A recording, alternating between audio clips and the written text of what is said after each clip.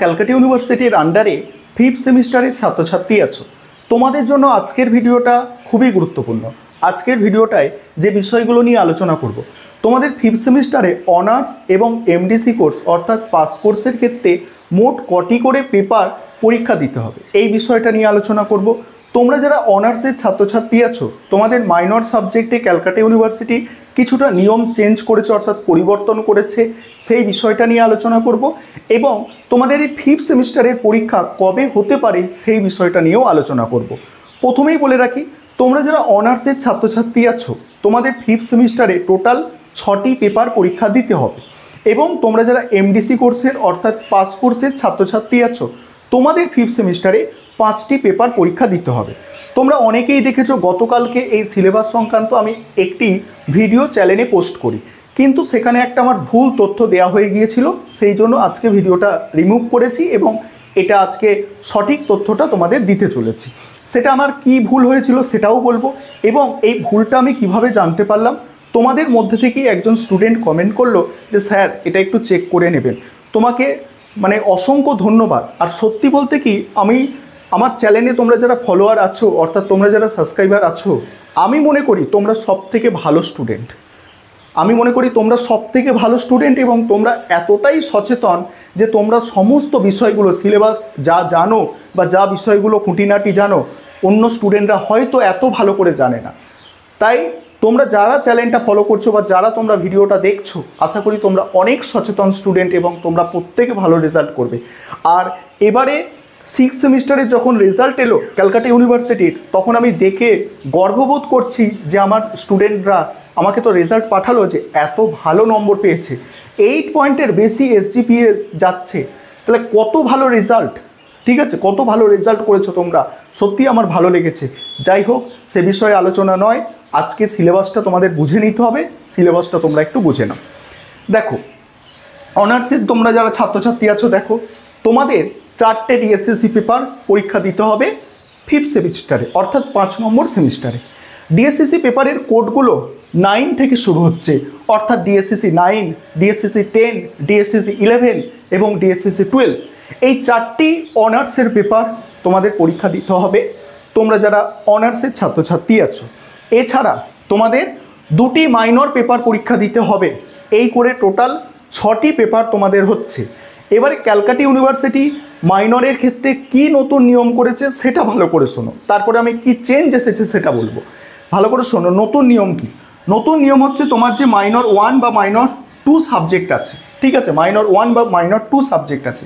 ধরো এটা তোমার আছে হিস্ট্রি আর এটা আছে পল সায়েন্স, ঠিক আছে, আমি উদাহরণ হিসাবে ধরে নিচ্ছি। ধরো তুমি মাইনর 1-এর সাবজেক্টটা দেবে পরীক্ষা, এই মাইনর 1-এর 2টো হিস্ট্রি পেপার তোমাকে পড়তে হবে 5th সেমিস্টারে। কি বললাম?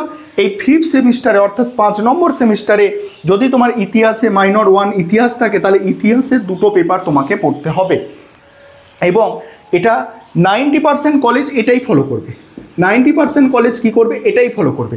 এবং কিছু কিছু কলেজ এটাও করতে পারে যেটা মাইনর 2 তোমাদের, সেটার 2টো পেপার পড়াতে পারে তোমাদের 5th সেমিস্টারে এসে। এটা কলেজের ওপর নির্ভর করছে, তবে বেশিরভাগ কলেজ মাইনর 1টাকেই 5th সেমিস্টারে রাখবে। এবং এই নতুন নিয়ম অনুযায়ী কি, সেম সাবজেক্টে 2টো পেপার পড়তে হবে। অর্থাৎ তোমাকে হিস্ট্রি যদি পড়ো তুমি 5th সেমিস্টারে, হিস্ট্রির 2টো পেপার পড়তে হবে মাইনর হিসাবে, এবং পলিটিক্যাল সায়েন্স যদি পড়ো, পলিটিক্যাল সায়েন্সের 2টো পেপার পড়তে হবে। এটা হচ্ছে নতুন নিয়ম, অর্থাৎ আশা করি বুঝতে পেরেছো।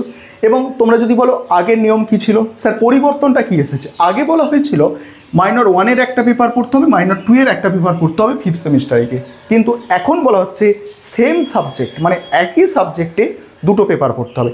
যেমন তোমরা পলিটিক্যাল সায়েন্স অনার্স বা হিস্ট্রি অনার্স বা যে কোনো সাবজেক্টে অনার্সে সেম সাবজেক্টে এতগুলো পেপার পড়ছো, এখানে সেম সাবজেক্টে 2টো পেপার পড়তে হবে। আশা করি এই বিষয়টা তোমাদের কাছে ক্লিয়ার।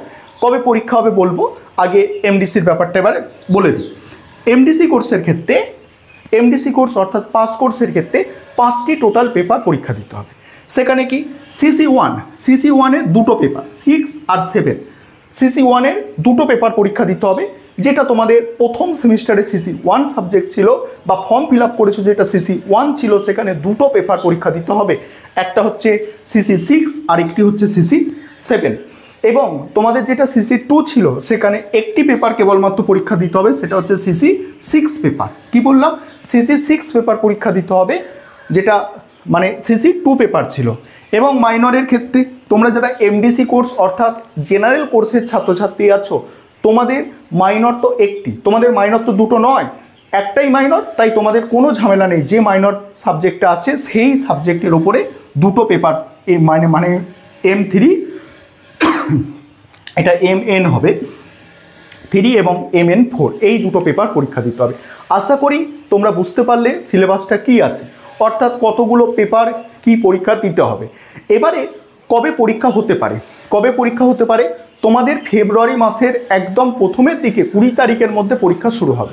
কি বললাম? বললাম হচ্ছে ফেব্রুয়ারি মাসের 20 তারিখের মধ্যে তোমাদের পরীক্ষাটা শুরু হবে। দেখো, তোমাদের এখন 4th সেমিস্টারের পরীক্ষা অনেককে চলছে, অর্থাৎ 4th সেমিস্টারের পরীক্ষা এখনও অনেকে দিচ্ছ।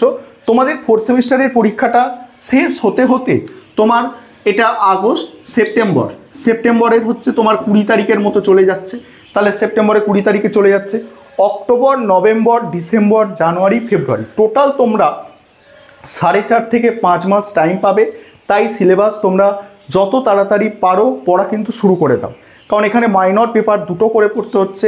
অনার্সদেরও যেমন চাপ আছে, যারা জেনারেল স্টুডেন্ট তোমাদেরও কিন্তু চাপ আছে। তাই পড়া যত তাড়াতাড়ি পারো সিলেবাস কিন্তু পড়া শুরু করে দাও, অর্থাৎ তোমরা রেডি হতে শুরু করো। কারণ সামনে পুজো আসছে, সেখানে একটা পুজোর মধ্যে কারোরই পড়তে ভালো লাগে না, আমরা সবাই ব্যস্ত থাকবো। তাই এখন একটু তোমরা সিলেবাসটাকে স্টাডি করে নাও, পুজোর আগে একটু সিলেবাসটাকে দেখে নাও, তারপর পুজোর পর থেকে একদম ভালো করে পড়াশোনা শুরু করবে। আর ভিডিওটাকে অবশ্যই প্রত্যেকের মধ্যে শেয়ার করে তাদেরও বিষয়বস্তুগুলো জানার সুযোগ করে দাও।